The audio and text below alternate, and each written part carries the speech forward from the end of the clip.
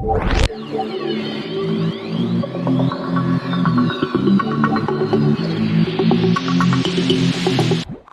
के स्टार्ट में हम एक छोटी बच्ची को देखते हैं और हम देख सकते हैं कि वो किसी छोटे से चैम्बर में मौजूद है जिसकी वॉल सीमेंट की बनी है। कुछ देर में उस बच्ची को होश आता है और वो खुद को उस जगह देखकर घबरा जाती है और मदद की आवाज देती है, मगर उसकी आवाज सुनने वाला कोई नहीं था।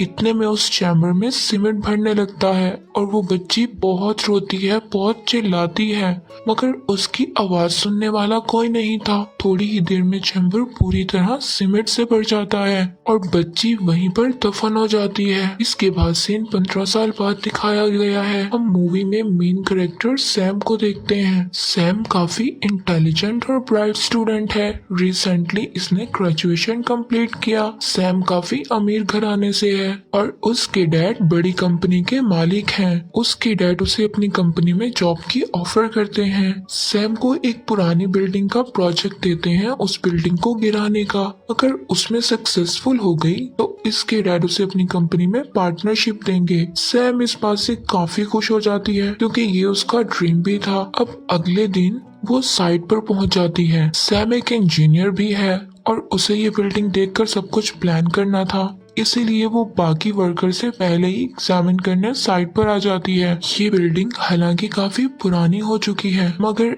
इसका आर्किटेक्चर देखकर वो हैरान होती है क्योंकि बिल्डिंग काफी खूबसूरत थी और ये सोचती है इसे काफी महारत लगी होगी इसे बनाने में। असल में ये बिल्डिंग जोसेफ नाम के किसी आदमी ने बनाई थी। सैम सोचती है कि जोसेफ जरूर ही कोई जीनियस होगा, वरना ऐसी जगह पर ऐसे बिल्डिंग बनाना नामुमकिन है क्योंकि ये एरिया इतना डेवलप नहीं है और यहाँ पर तो फोन का नेटवर्क भी नहीं आते। सैम जब अंदर आती है तो इसकी मुलाकात होती है एक औरत और उसके बेटे जिमी से, जो इस बिल्डिंग के केयर टेकर है और इसका बेटा जिमी है। वो केयर टेकर सैम को उसका रूम बताती है और जिमी सैम को उसका रूम दिखाने चला जाता है। यहाँ केयर टेकर सैम को कुछ बिल्डिंग की वैल्यूज और रूल्स बताती है। उसे कुछ भी करके 8 फ्लोर पर नहीं जाना।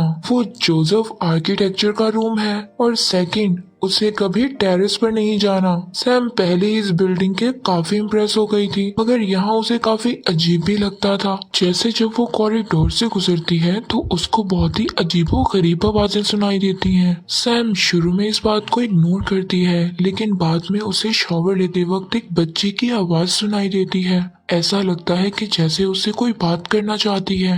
रात को जब केयर टेकर खाना देने आती है तो सैम उससे पूछती है कि इस घर में कितने लोग हैं, तो केयर टेकर बताती है सिर्फ 4 और बाकी सारे वर्कर पहले ही जा चुके हैं। कुछ अपार्टमेंट्स के लोग तो अपना सामान छोड़कर ही भाग गए थे क्योंकि बिल्डिंग के राज जानने के बाद किसी की भी इस बिल्डिंग में रुकने की हिम्मत नहीं हुई। इस बात पर सैम थोड़ा हैरान हो जाती है कि ऐसा कौन सा राज है इस बिल्डिंग का। तो अब जबकि बिल्डिंग टूटने वाली है तो इस बात से क्या फर्क पड़ता है। सैम चुपचाप खाना खाती है और सो जाती है और फिर अगले दिन वो अपना काम शुरू करती है। सैम को बिल्डिंग के कुछ ऐसे पॉइंट्स को ढूंढना था कि बिल्डिंग खुद ब खुद प्लास से गिर जाए, लेकिन सैम जब बिल्डिंग की मेजरमेंट करती है तो उसे बिल्डिंग के डिजाइन में कुछ प्रॉब्लम्स नजर आती हैं। यहाँ पर दीवार के बीच में 16 फीट का फासला कम आ रहा था। सैम ऊपर जाती है टेरेस पर चेक करने के लिए। इसे उतना जवाब तो नहीं मिलता, लेकिन केयर टेकर के बेटे जिमी की सीक्रेट्स ठिकाना मिल जाता है। अब इसे पता चल जाता है जिमी इसलिए इसे ऊपर जाने से मना करता है। इसके बाद सैम एक शॉप पर जाती है और इंटरनेट से इस बिल्डिंग के बारे में कुछ मालूमात लेती है कि फिर उसे इस बिल्डिंग की एक डार्क हिस्ट्री के बारे में पता चलता है। उसे पता चलता है कि 1993 में इस बिल्डिंग से 16 लोगों की लाशें मिली थी और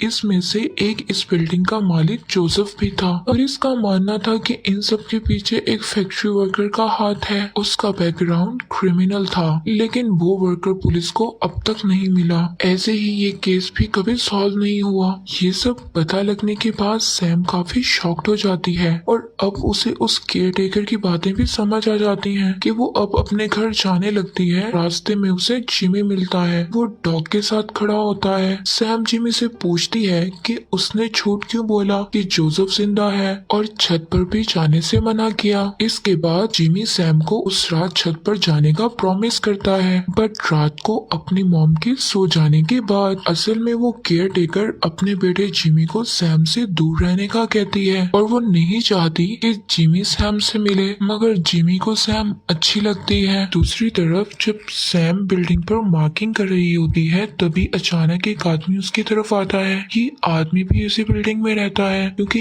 इसके पास कोई और जगह नहीं है। ये बिल्डिंग का सेकंड एंड था। अब सैम के आने के बाद उसे पता चल जाता है कि अब उसे जाना है, इसलिए वो काफी अपसेट होता है। इसके बाद सैम जाती है उस बिल्डिंग के थर्ड और लास्ट एंड के पास। उसे वहाँ पर बहुत सी बुक्स दिखाई देती हैं जो कि सारी जोसेफ की थी, आर्किटेक्चर से रिलेटेड थी। सैम को उनमें से एक बुक मिलती है, प्रिमिटिव बिलीफ इन आर्किटेक्चर। वो बुक काफी इंटरेस्टिंग लग रही होती है, इसलिए सैम उस बुक को अपने पास रख लेती है। रात को जब वो बुक को पढ़ती है तो उसे काफी इंटरेस्टिंग चीजों के बारे में पता चलता है। यहाँ किसी इजिप्शियन प्रैक्टिस के बारे में पता चलता है। कहा जाता है कि बिल्डिंग बनाते हुए ह्यूमन सेक्रीफाइस करते थे। वो मानते थे कि इससे बिल्डिंग स्ट्रॉन्ग बनती है। इसके बाद जिमी डोर को नॉक करता है। वो उसे जोसेफ के अपार्टमेंट में लेने आया था और वो चलते चलते उसे बिल्डिंग की हिस्ट्री के बारे में बताने लगता है, लेकिन डिटेल्स में नहीं। पता चलता है कि जोसेफ पैसे के लिए नहीं बल्कि पैशन के लिए काम करता था। वो इतना सिक्रेटिव था लेकिन किसी को नहीं पता था कि वो कैसा दिखता है। लेकिन जब एक एक करके लोग मिसिंग होने लगे तो सबका शक उस वर्कर पर गया। सबको लगता था कि उसने बिल्डिंग में सीक्रेट पार्ट्स बनाए हैं जिसकी वजह से उसे निकाल दिया गया, और उनको लगता था कि लोगों के घर में रेस मिरर लगाए गए हैं जिससे वो सब कुछ देख सकता है। और फिर पुलिस को बुलाया जाता है उसे अरेस्ट करने के लिए, लेकिन पुलिस के आने से पहले ही वो गायब हो गया था। किसी को कुछ पता नहीं चल रहा था कि लोग कहाँ गायब हो रहे हैं। उस वर्कर ने एक गलती कर दी। अब उसका शिकार बनी थी एक बच्ची। नेक्स्ट डे जब पुलिस आई तो उनका रास्ता उस बच्ची को डॉग ने दिखाया और उसी वॉल के आगे भौंकना शुरू कर दिया। फिर उसी दीवार से उस बच्ची की लाश मिली थी और उस बच्ची के साथ बाकी 15 लोगों की लाशें भी वहीं से मिली, और उसी में से एक लाश जोसेफ की भी थी। उसकी शक्ल काफी खराब हो चुकी थी, तो इसी उसमें केयर टेकर ने उसे आइडेंटिटी किया और इसके हस्बैंड यानी कि जिमी के डैड की लाश भी वहीं से मिली थी। इसके बाद से लोग भागने लगे और बात करते करते जिमी और सैम जोसेफ के अपार्टमेंट में चले जाते हैं। यहाँ कुछ भी नहीं था क्योंकि जोसेफ फर्नीचर यूज नहीं करता था। अंधेरे कमरे में सैम इधर उधर घूमने लगती है। फिर इसी दीवार पर जोसेफ की एक पिक्चर दिखाई देती है। तब जिमी मजाक करता है कि जोसेफ की स्पिरिट अभी भी इस घर में घूमती रहती है, इसीलिए तो इसने कहा था कि वो अभी भी यहाँ पर है। मगर सैम नहीं डरती। अगले ही लम्हे उसे एक ब्लैक शैडो दिखाई देता है। डर की वजह से वो दूसरी तरफ भागती है और जिमी से अलग हो जाती है। सैम को फिर से किसी छोटी बच्ची की आवाज सुनाई देती है जो कि उसे बुला रही थी और एक सॉन्ग भी गा रही थी।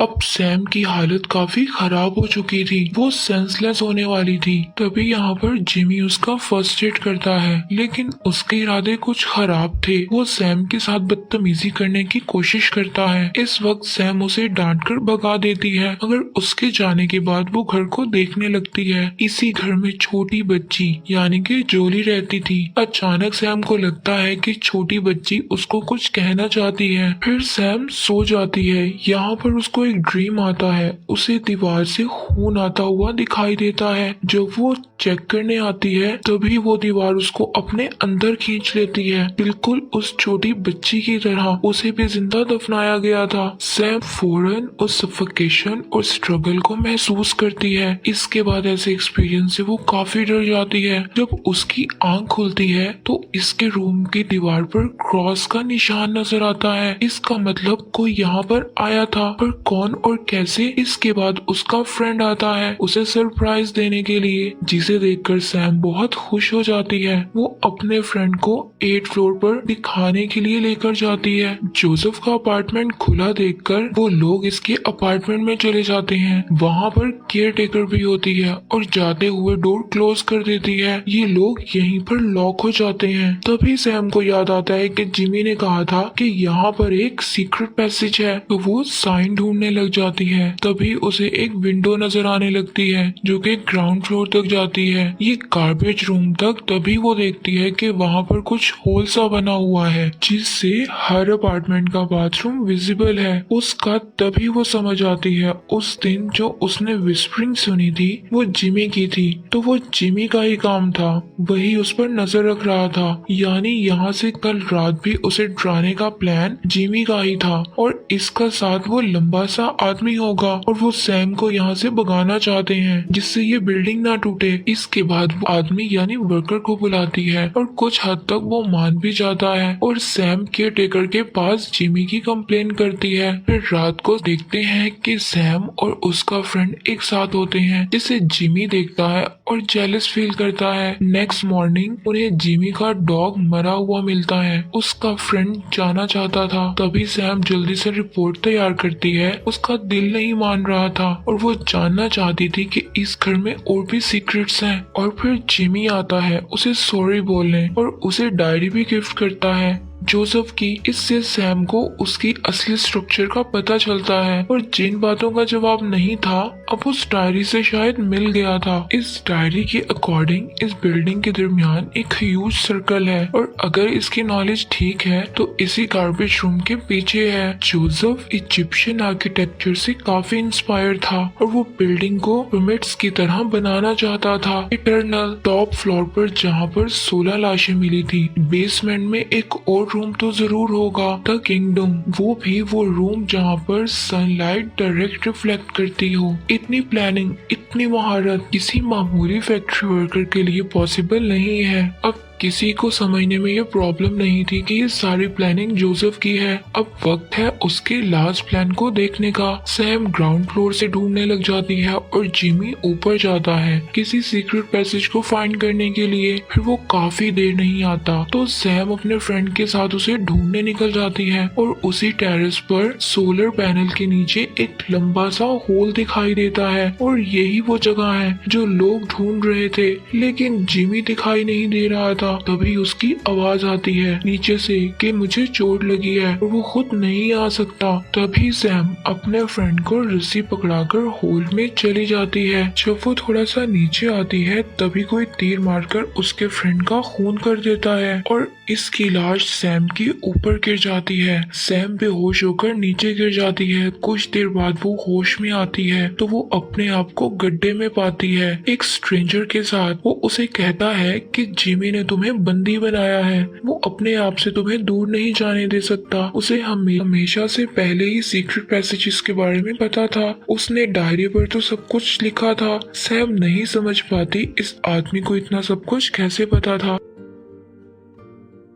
तभी वो आदमी अपनी आइडेंटिटी कराता है। ये वो आदमी है जोसेफ, यानी कि इस बिल्डिंग का मालिक। इन्होंने ही 16 लोगों को सैक्रिफाइस किया है, इस बिल्डिंग को अनब्रेकेबल बनाया है, यानी कि इटर्नल बनाया है, किसी को पता ना चले सिवाय उस केयर टेकर के। इसलिए उसने अपने हस्बैंड का बदला लेने के लिए जोसेफ को अपने घर में ही कैद कर लिया, एक ऐसी जगह जहाँ पर उसका निकलना इम्पॉसिबल है। शायद इसीलिए वो किसी को टेररिस्ट पर आने नहीं देती थी। पुलिस के सामने इसने अपने हस्बैंड की लाश को जोसेफ का नाम दे दिया और खुद अपने तरीके से जोसेफ को सजा देने लगी थी। उसे लगा था कि जैसे इस बिल्डिंग को डिस्ट्रॉय किया जाएगा तो जोसेफ का राज भी खत्म हो जाएगा, मगर बीच में जिमी ने गड़बड़ कर दी। ये सब सुनने के बाद सैम को कुछ समझ नहीं आ रहा था। फाइनली सैम एक प्लान बनाती है। उसे पता चलता है कि उसके पीछे गार्बेज रूम है जिसे तोड़ा जा सकता है। वो जिमी को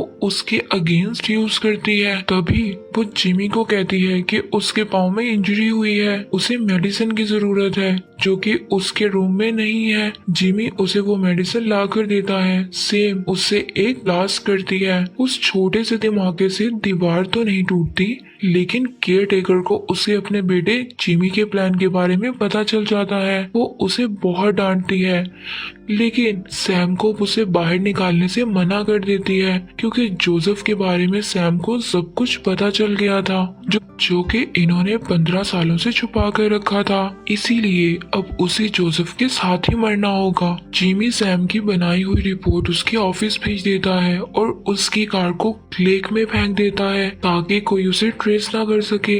दूसरी तरफ सैम काफी डर चुकी थी। वो जिमी से रिक्वेस्ट करती है कि उसे बचा ले, लेकिन जिमी अपनी माँ के अगेंस्ट नहीं जाना चाहता। वो जोसेफ से हेल्प मांगती है, मगर वो किसी और काम में ही बिजी था। सैम ये देखना चाहती है कि कहीं ये इसे तो नहीं मारना चाहता, लेकिन जोसेफ कहता है कि ये उसकी कब्र है और वो बिल्डिंग में अपने आप को सेक्रीफाइस करना चाहता है। इसके बाद इसकी बिल्डिंग एटर्नल बन जाएगी। वो उसे मारने का काम सैम को ही करना होगा। वो उसे गुस्सा दिलाता है और आखिरकार सैम उसको मार देती है।